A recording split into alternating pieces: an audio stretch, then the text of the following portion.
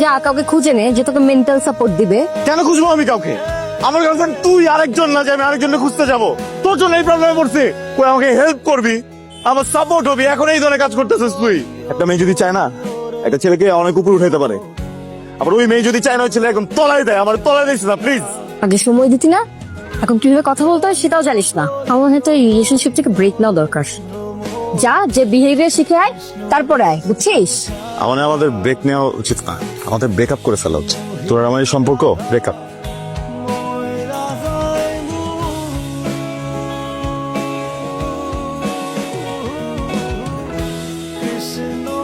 Excuse me, আপনি আবার আসছেন? আপনাকে আমি বলছিলাম এগুলো নিয়ে আমার কোনো ইন্টারেস্ট নাই। আমি আসলে ওই দিনের ব্যাপারে কোনো কথাই বলতে আজকে আসিনি। আমি একটু অন্য ব্যাপারে আপনার সাথে কথা বলতে আসছি। আমি কি একটু বসতে পারি? আসলে সব ধরনের সম্পর্ক তো ব্রেকআপ হয়ে যায়, কিন্তু ব্রেকআপ হয় না শুধুমাত্র ফ্রেন্ডশিপটা। আমি চাই আপনার সাথে বন্ধুত্বটা আমার থাকুক। ও, যাতে ফিউচারে যে আপনার লাইন ঘাট ইজি হয়ে যায়। না না, বিষয়টা একদমই তা না। আপনি অনেক ভালো মনের একজন মানুষ, আর আমি চাই এমন ভালো মনের একজন মানুষের সাথে আমার বন্ধুত্বটা থাকুক। আচ্ছা, আমাকে একটু সময় দিন, আমি ভেবে দেখবো। ঠিক আছে, টেক ইউর টাইম। বাট আমি আজকে আপনাকে একটা কথা বলতে চাই। সঞ্জু আপনার বয়ফ্রেন্ড, রাইট? আপনি সঞ্জুকে কিভাবে ছিলেন? কিছুদিন আগে ফেসবুকে আমি একটা পোস্ট দেখি, ওরা রিলেশনশিপ ডেভেলপমেন্টে কাজ করে, মানে কন্ট্রাক্ট রিলেশনশিপে কাজ করে। আমি হয়তো আরো কিছু কথা বললে আপনার বিষয়টা ক্লিয়ার হয়ে যাবে। আমি সঞ্জু, মানে আপনার যিনি বয়ফ্রেন্ড, তাকে আমি আপনার ছবিটা দেখাই। দেখানোর পর আমি ওকে বলি যে আমি এই মেয়েটার সাথে প্রেম করতে চাই, আই লাভ হার, এন্ড আমি এই মেয়েটাকে বিয়ে করতে চাই। আমি জানি সঞ্জু আপনার বয়ফ্রেন্ড, সঞ্জু আমাকে কোনোভাবেই এটা ডিনাই করে না, ও বিষয়টাকে আরো একসেপ্ট করে নেয়। ও বলে যে টাকার বিনিময়ে আমি আসলে এই ধরনের কাজ করে থাকি, সো আমি টাকার জন্য এটা করব। আমি ওকে বলেছি যেহেতু পিঙ্কি আপনার গার্লফ্রেন্ড, আপনি চাইলে অন্য অপশনে যেতে পারেন, আমার কোনো প্রবলেম নেই, আমি তো আপনাকে টাকা দিচ্ছি। বাট ও নিজে থেকে আমাকে বলে যে ওর মতো কোনো মেয়ের সাথে ব্রেকআপ করে ফেলে আমার কোনো যায় আসে না। I am being honest with you. ও আসলে আমার থেকে খুব বড় একটা অ্যামাউন্ট চার্জ করে। সো আমি যেহেতু আপনাকে পছন্দ করতাম বা ভালোবাসতাম, সো সেই জায়গা থেকে ও যখন বলেছে he can do it, so আমি আর আসলে বিষয়টাকে অন্যদিকে নিয়ে নেই, আমি ডিলটাকে অ্যাকসেপ্ট করে নিই। এক্সকিউজ মি, আপনি সেদিন যেন কি বলছিলেন? না, আমি আসলে সেদিনের ব্যাপারে কথা বলতে চাচ্ছি না, আমি এটার জন্য সরি ফিল করি। না না না, বলেন না, কি জানি বললেন সেদিন। আমি বলেছিলাম আমি আপনাকে পছন্দ করি। না, তারপরে কি বললেন?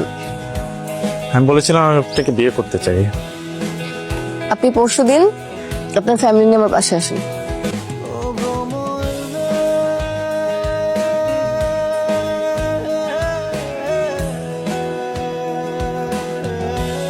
হ্যালো, কই তুই? এক জায়গায় দাওয়াত খাইতে আসছিলাম, হঠাৎ করে রায়া একটু অসুস্থ হয়ে পড়ছে। তাড়াতাড়ি আয়। এই যাই কিছু মতো।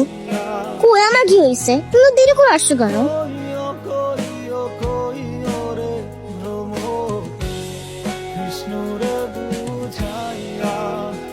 বিয়ে খেতে আসছিস? কিন্তু আমি তো তোকে দাওয়াত দিইনি। ও আচ্ছা আচ্ছা, রাফিন দাওয়াত দিছে। পেমেন্টটা তো পুরোটা পাইছিলি নাকি? অ্যাডভান্সই পেয়ে যাওয়ার কথা, রাইট? বাট আমার তোর সাথে একটা কথা ছিল। ও একটা না, দুইটা থাপ্পড় ডিজার্ভ করে। একটা হইতেছে ওর ভাস্তির কসম খেয়ে চুপচাপ ছিল, আর আরেকটা হইতেছে আজকে বিয়েতে কোনো সিনকেট হবে এইটা ভাবে ও এখনো চুপচাপ আছে। ভাইয়া, আপনি জানেন না ও কি করছে? ও 1 লাখ টাকার বিনিময়ে নিজের ভালোবাসা, নিজের সম্পর্ক বিক্রি করে দিচ্ছে। কথা বলবে না তো এখন? ও রায়ের কসম কাটছে না। প্লিজ কথা বলিস। আমি আমি আমি তো কসম কাটি নাই। আমি বলি তুই কি শুরু থেকে বলি তুমি ওরা বিয়ের জন্য প্রেশার দিছিল না? বলছিল না যে নিজেকে কিছু করতে? ও গেছিল ভাইয়ার কাছে, কিন্তু ভাইয়া ওকে সাপোর্ট করে নাই।